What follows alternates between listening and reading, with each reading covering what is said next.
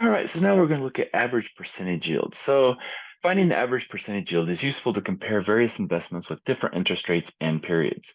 Now this table here shows interest rate and compounding frequency for several banks, Advanta, Deep Green, Charter One, Liberty One, or Liberty, and it gives us the rate and how it's compounded.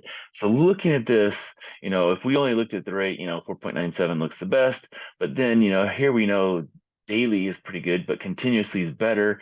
But is continuously at a lower interest rate better than daily at a higher interest rate?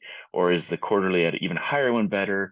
Monthly, I'm pretty sure that one's not going to be the best. But all the rest of these, you just can't tell looking at the table.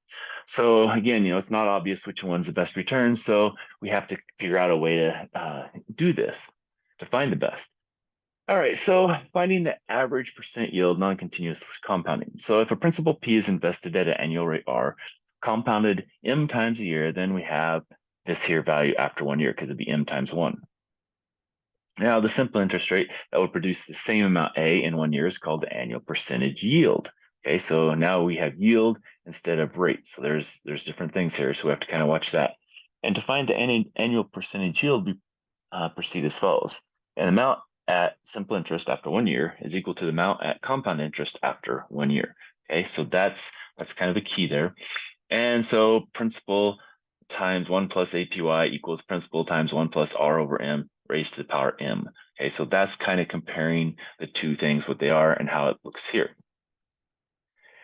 And so we have this, and then what we can do is we can say, okay, well, let's cancel our P's, and now this is what we have. Well, then APY is just this minus 1. And so that's kind of a key equation that we'll need is to know that it's this rate minus 1. So if a principal P is invested at an annual rate R compounded M times year, then the amount after 1 year is A equals P e to the R. Now this is with continuously compounding. Before we just had non-continuous, so now we're at continuously compounding.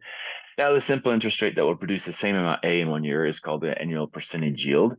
And to find that, we again set those equal. And here we have, again, what we started with last time, except this time we don't have the compounding.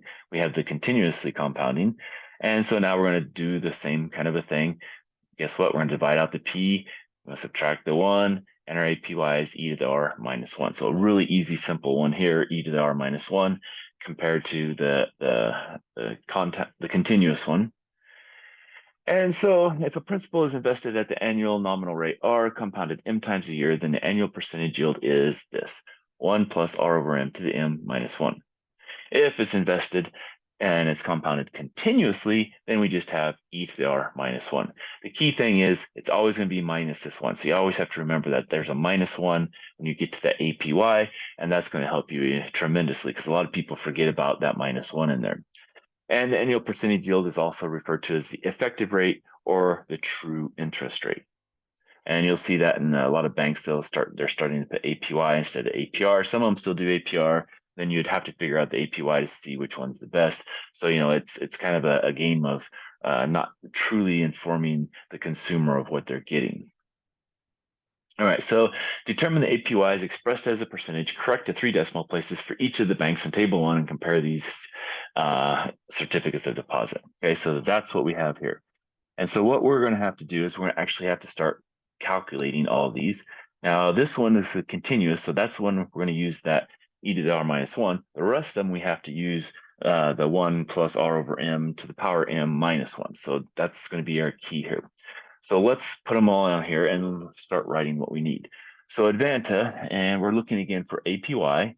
So APY is equal to, now it's going to be 1 plus, and if we look at our rate for Advanta, that was 4.93%. So it's going to be 0.0493. And it was compounded monthly, so it's going to be divided by 12. And then it's going to be raised to the power of 12, and then minus 1.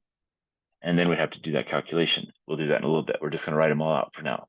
Now here, APY is equal to, now we had a 4.95, so 1 plus 0.0495 divided by, and it was daily, so that's going to be 365 days, and that's going to be raised up to the 365, then minus 1.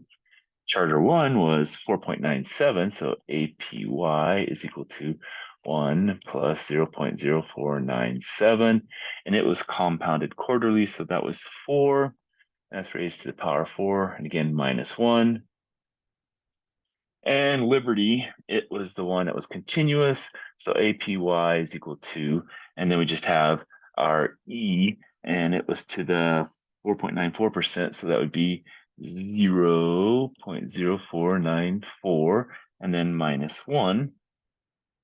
And so now we have all of our things we have to plug into our calculator. So doing that, let's clear all this. We have to second mode, get out of that, clear this. So our first one, it said it was 1 plus 0.0493 divided by 12 raised to the power 12. Remember to arrow down and then minus 1. And so then multiply by 100, so it's going to be 5.043. Okay, so we'll remember that, write that down. The next one was 1 plus 0.09495, brother. 495. And it was a daily, so that was 365 to the power 365, arrow down again, minus 1. That gave us 5.074%. The next one was 1 plus 0.0497, and it was quarterly, so that was 4, and that's to the power of 4, arrow down, minus 1, and we get 5.063. And then our last one was, and then we have the second E, and it was to the 4.94, so 0.0494, arrow down, minus 1. And that's what we have. So which one's the best? Well, actually, it looks to be the daily as the best because it has 5.07. The worst happens to be the first one, which was Advanta. So deep green was the best and Advanta was the worst. These two kind of came in between there. And so let's write that all down. So go back to here. We had Advanta, that was 5.043%. This was 5.074%. That was 5.063%. And that was 5.064%. And again, we couldn't tell looking at our table here which one's going to be the best. So this one turned out to be the best, and this was the worst. Okay, but looking at this, I would have thought maybe this one or this one might have actually been better, but this one was still a slight bit better. That one was really bad. So this one again is the worst, and this is our best rate because it had the highest, and that one had the lowest. Okay. All right. Let's see here. What do we have? The savings and loan wants to offer a CD with a monthly compounding rate that has an APY of 7.5%. What annual nominal rate compounded monthly should it use? All right. So, well, we know our APY. What is the APY? Well, let's APY is equal to 1 plus, we have R over M raised to the power of M minus 1. No problem. Now we just plug in everything we want. So we want 0.075 equals 1 plus, and that's the R we're looking for. We're compounding it monthly, so that's a 12, and that's raised to the power 12, and then minus 1. All right, so we can do this again several ways, but you know what? Let's use our calculator. Let's clear all that out. We can do this way. We could say, okay, well, that left side, they said 0.075. And this other side, we said it was 1 plus, and then it was the R, which we don't know, X divided by, and it was monthly, so that was 12. And that's raised to the power 12, arrow down, minus 1, and enter. So here again, we can do it two ways. We can look graphically, and it probably is not going to be anywhere close to where we need to be here. So let's see, let's go from 0 and see what it looks like now. So it's going to be somewhere here. But let's actually do this instead. We're going to use the math because that's the numeric solver is a really nice way to go.